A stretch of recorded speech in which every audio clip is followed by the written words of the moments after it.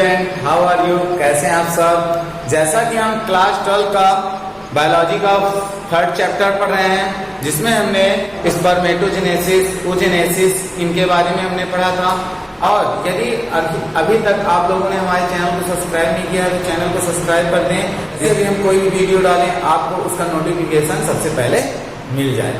ठीक, तो आइए स्टार्ट करते हैं। तो देखिए, इसमें हम पढ़ेंगे रजोधर्म या मासिक चक्र किसे कहते हैं, या मासिक चक्र की परिभाषा क्या बताएंगे, रजोधर्म की परिभाषा क्या बताएंगे।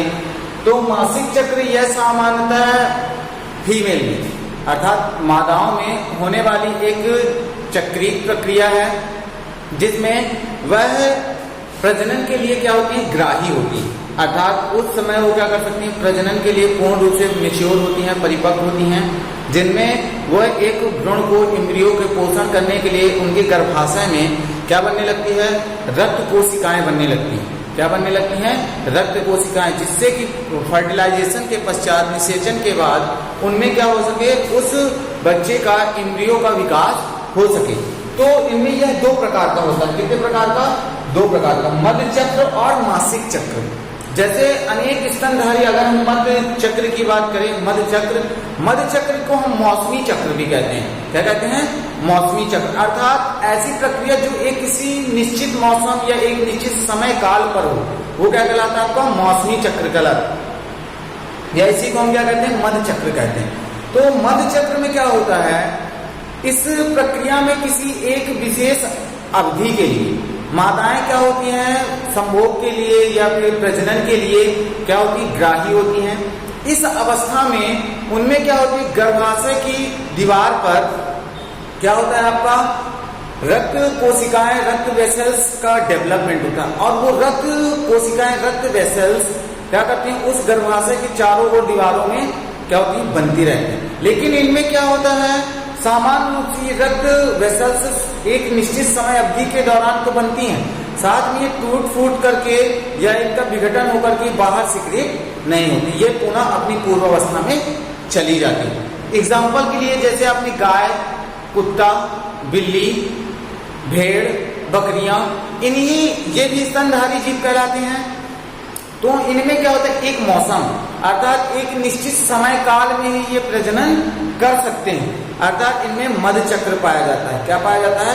मध्य चक्र। जैसे बंदर भी हो गया, बंदर में भी आपका क्या होता है, मध्य चक्र होता है। तो इतना आप बता सकते हैं कि मध्य चक्र क्या होता है, एक मौसम। जैसे गाय क्या करती है, एक समय उसका निर्धारित होता है कि इस समय वो बच्चों को जन्म देगी। ठीक है, तो ऐसे कुत्ते बिल्ली का एक काल होता है, एक समय अवधि होती है कि वो उस समय क्या करते हैं, उस टाइम बच्चों को जन्म देते हैं। इसी प्रकार आता है मासिक चक्र। मासिक चक्र का अर्थ होता है ऐसी प्रक्रिया जो हर महीने हो। क्या हो?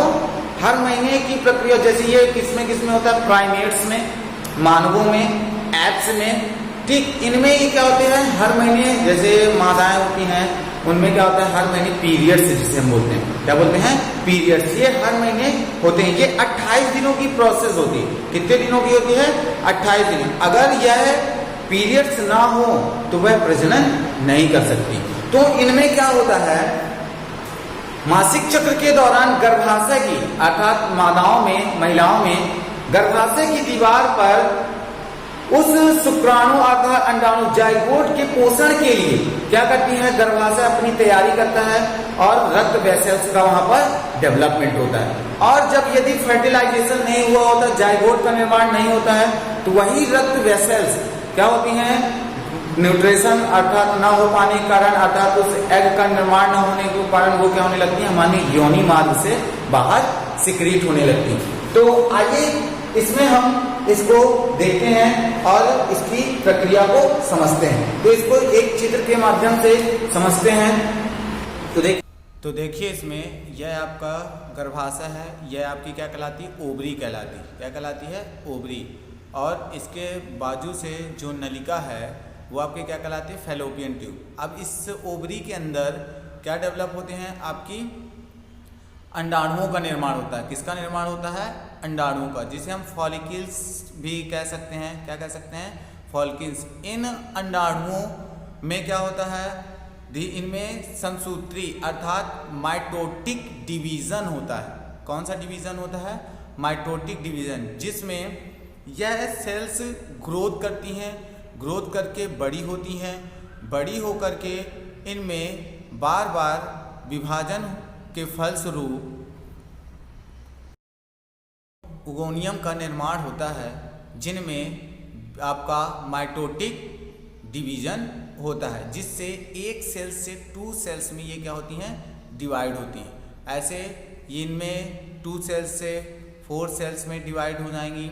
डिवाइड होते होते इनमें एक सेल्स क्या करेगी? ग्रोथ करेगी, और ग्रोथ करके क्या हो जाती है? प्राइमरी oocytes का निर्माण करती है।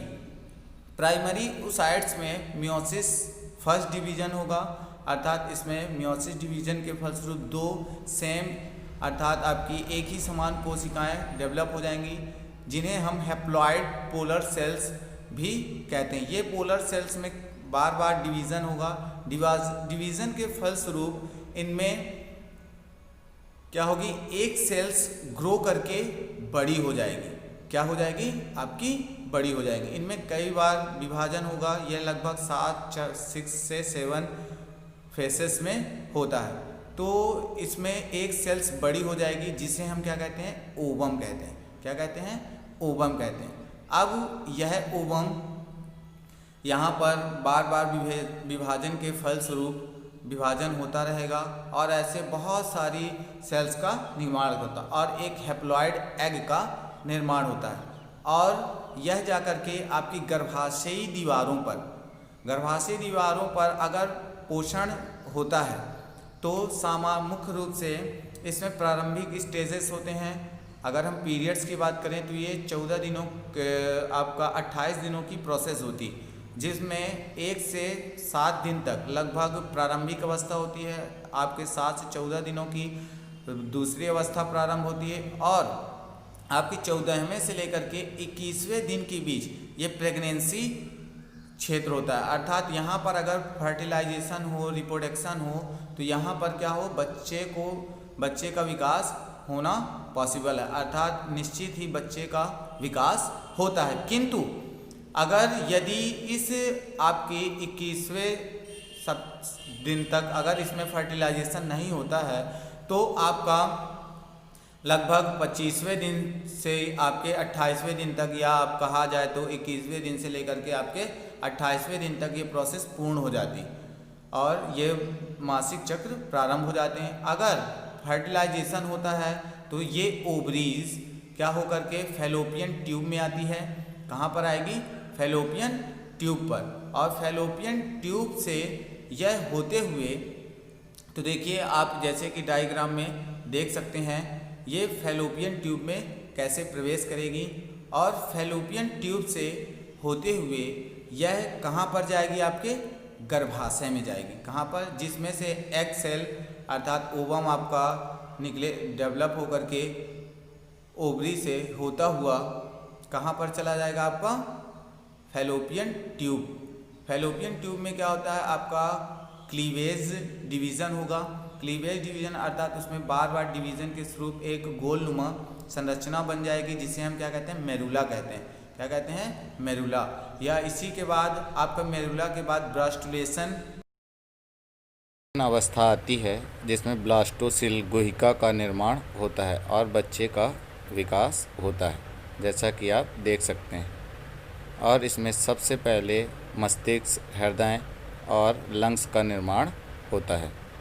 अब देखिए एक बच्चे का जन्म कैसे होता है, किस प्रकार बच्चा जन्म लेता है, तो इसके बारे में देखते हैं। तो जैसा कि आपको डायग्राम में दिखाया गया है कि यह एक बच्चा क्या हो रहा है? माँ की गर्भ में प्रेजेंट है। जो इसका विकास कहाँ पर हमने पूरा पढ़ा कि इसका विकास क्या होगा, कैसे हुआ, और जैसे ये जन्म प्रारंभ होता है अर्थात ये जन्म लेने की अवस्था में पहुँचता है, तो यहाँ पर क्या होता है? माताओं के गर्भाशय से क्या होता है? एक लिक्विड सिक्रीट होने लगता है, जिसे हम एमनियोटिक फ्लूइड कहते हैं। यह इसमें बच्चा जैसे माँ के योनि भाग पर क्या करने लगता है? दबाव डालने लगता है। दबाव डालने से इनमें क्या होती है? माताओं में असहनीय दर्द और उनके कमर पर भी क्या होने लगती है? एक पीड़ा दर्द उत्पन्न होने लगता है। यह पीड़ा यह एहसास कराती है कि अब बच्चा जन्म लेने के लिए प्रिपेयर है, तैयार है, वह बच्चा जन्म ले सकता है। धीरे धीरे गर्भ में उपस्थित मॉलिक्यूल कोशिकाएं या पैसिव सेगमेंट इसे क्या करने लगते हैं, फोर्स करने लगते हैं। फोर्स करने से बच्चा क्या होता है, योनि मार्ग से बाहर निकलना प्रारंभ करता है, जिसमें से सबसे पहले उसका सिर क्या होता है, गर्भ से योनि मार्ग से बाहर आता है। तो जैसा कि आप चित्र में देख सकते हैं, तो यह बच्चा धीरे धीरे गर्भ अर्थात गर्भ से योनि मार्ग की सहायता से कहाँ पर आता है, बाहर निकलता है। और बाहर पहले उसका सबसे पहले सिर बाहर आता है, जैसा कि आप चित्र में देख रहे हैं। और यह धीरे धीरे सिर से इसके हाथ पैर और नर्स द्वारा या डॉक्टर की सहायता से इसे खींच करके बाहर निकाल लिया जा रहा है, जैसा कि आप वीडियो में देख रहे हैं। अब इसमें अब एक ये नलिका रूपी संरचना होती है जिसे हम प्लेसेंटा कहते हैं, अपारा। इसे एक चिमटियाँ लगाकर एक कैंची की सहायता से काट कर अलग कर दिया जाता है। अब ये कुछ समय बाद ही क्या होती है, अंदर प्रविष्ट हो जाती, संकुचित होकर के चली जाती है और बच्चे का जन्म होता है। और बच्चा क्या करता है, माँ के स्तनपान से, जिनमें ऑक्सीटोसिन हार्मोन्स के कारण माँ के गर्भाशय में क्या होने लगता है,